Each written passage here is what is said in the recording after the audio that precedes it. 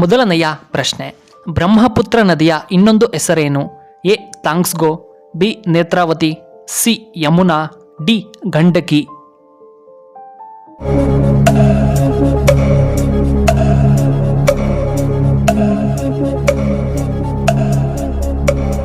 ಇದಕ್ಕೆ ಸರಿಯಾದ ಉತ್ತರ ಆಪ್ಷನ್ ಎ ತಾಂಗ್ಸ್ಗೋ. ಎರಡನೆಯ ಪ್ರಶ್ನೆ, ಕೃಷ್ಣರಾಜಸಾಗರ ಜಲಾಶಯ ಯಾವ ಜಿಲ್ಲೆಯಲ್ಲಿದೆ?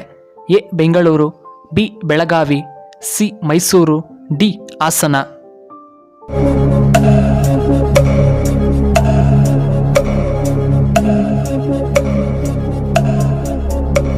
ಇದಕ್ಕೆ ಸರಿಯಾದ ಉತ್ತರ ಆಪ್ಷನ್ ಸಿ ಮೈಸೂರು ಜಿಲ್ಲೆಯಲ್ಲಿದೆ. ಮೂರನೆಯ ಪ್ರಶ್ನೆ, ಮೋಡಗಳು ಆಕಾಶದಲ್ಲಿ ಏಕೆ ತೇಲುತ್ತವೆ?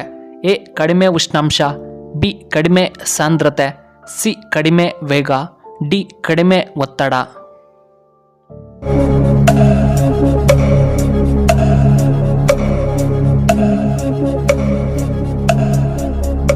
ಇದಕ್ಕೆ ಸರಿಯಾದ ಉತ್ತರ ಆಪ್ಷನ್ ಬಿ ಕಡಿಮೆ ಸಾಂದ್ರತೆ. ನಾಲ್ಕನೆಯ ಪ್ರಶ್ನೆ, ಆಪಲ್ ಅನ್ನು ಯಾವ ದೇಶದಲ್ಲಿ ಹೆಚ್ಚಾಗಿ ಬೆಳೆಯಲಾಗುತ್ತದೆ? ಎ ಜಮ್ಮು ಮತ್ತು Kashmir, C Goa, B Karnataka, D Ladakh.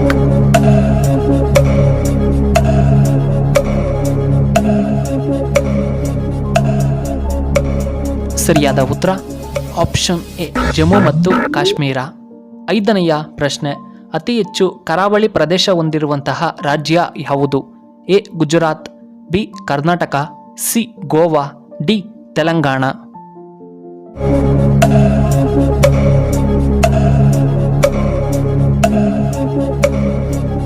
ಇದಕ್ಕೆ ಸರಿಯಾದ ಉತ್ತರ ಆಪ್ಷನ್ ಎ ಗುಜರಾತ್. ಆರನೆಯ ಪ್ರಶ್ನೆ, ಭಾರತದ ಯಾವ ರಾಜ್ಯದಲ್ಲಿ ಮೊದಲ ರೈಲ್ವೆ ಸುರಂಗ ಮಾರ್ಗ ನಿರ್ಮಾಣವಾಯಿತು?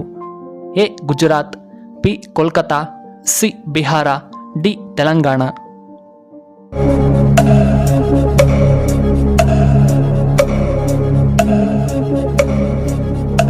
ಇದಕ್ಕೆ ಸರಿಯಾದ ಉತ್ತರ ಆಪ್ಷನ್ ಬಿ ಕೋಲ್ಕತಾ. ಏಳನೆಯ ಪ್ರಶ್ನೆ, ಸಿಂಹವು ಸಾಮಾನ್ಯವಾಗಿ ಎಷ್ಟು ವರ್ಷಗಳು ಬದುಕಬಲ್ಲದು? ಎ 10ರಿಂದ 15 ವರ್ಷ, ಬಿ 20ರಿಂದ 25 ವರ್ಷ, ಸಿ 30 ವರ್ಷ, ಡಿ 10 ವರ್ಷ.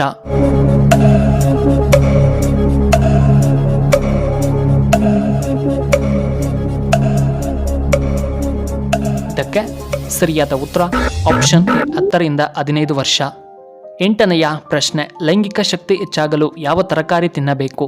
ಎ ನುಗ್ಗೆಕಾಯಿ, ಬಿ ಬೀನ್ಸ್, ಸಿ ಹಾಗಲಕಾಯಿ, ಡಿ ಟೊಮ್ಯಾಟೊ.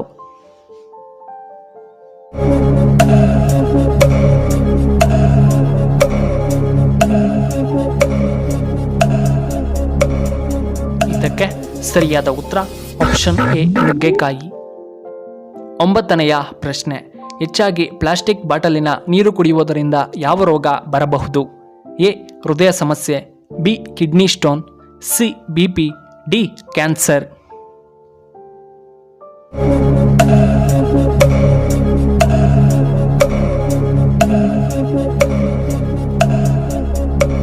ಇದಕ್ಕೆ ಸರಿಯಾದ ಉತ್ತರ ಆಪ್ಷನ್ ಡಿ ಕ್ಯಾನ್ಸರ್ ಬರಬಹುದು.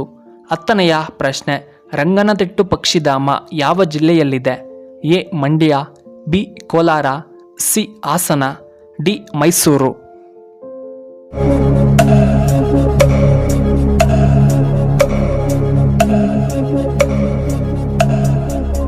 ಇದಕ್ಕೆ ಸರಿಯಾದ ಉತ್ತರ ಆಪ್ಷನ್ ಎ ಮಂಡ್ಯ ಜಿಲ್ಲೆಯಲ್ಲಿದೆ.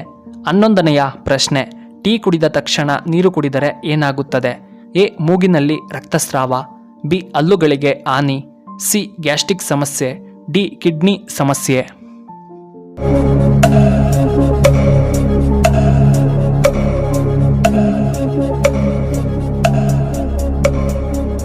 ಇದಕ್ಕೆ ಸರಿಯಾದ ಉತ್ತರ ಆಪ್ಷನ್ ಎ ಮತ್ತು ಆಪ್ಷನ್ ಬಿ. ಕೊನೆಯದಾಗಿ 12ನೆಯ ಪ್ರಶ್ನೆ, ಕರ್ನಾಟಕದಲ್ಲಿ ಶ್ರೀಮಂತ ನಗರ ಯಾವುದು? A Bengaluru, B Kolar, C Belagavi, D Hassan.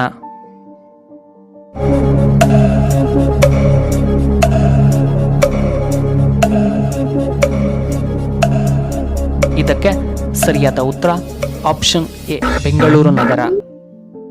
ಈ ವಿಡಿಯೋ ಇಷ್ಟವಾದರೆ ದಯವಿಟ್ಟು ಲೈಕ್ ಮಾಡಿ ಹಾಗೆ ಶೇರ್ ಮಾಡಿ ಹಾಗೂ ಇಂತಹ ಹೆಚ್ಚಿನ ವಿಡಿಯೋಗಳಿಗೆ ನಮ್ಮ ಚಾನಲ್ನ ಸಬ್ಸ್ಕ್ರೈಬ್ ಮಾಡ್ಕೊಳ್ಳಿ. ಹಾಗೆ ಪಕ್ಕದಲ್ಲೇ ಇರುವ ಬೆಲ್ ಬಟನ್ನ ಆಕ್ಟಿವೇಟ್ ಮಾಡ್ಕೊಳ್ಳಿ. ಆಗ ನಾವು ಯಾವುದೇ ಹೊಸ ವಿಡಿಯೋ ಅಪ್ಲೋಡ್ ಮಾಡಿದರೆ ನಿಮಗೆ ನೋಟಿಫಿಕೇಶನ್ ಬರುತ್ತೆ. ವಿಡಿಯೋ ನೋಡಿದ್ದಕ್ಕಾಗಿ ಧನ್ಯವಾದ.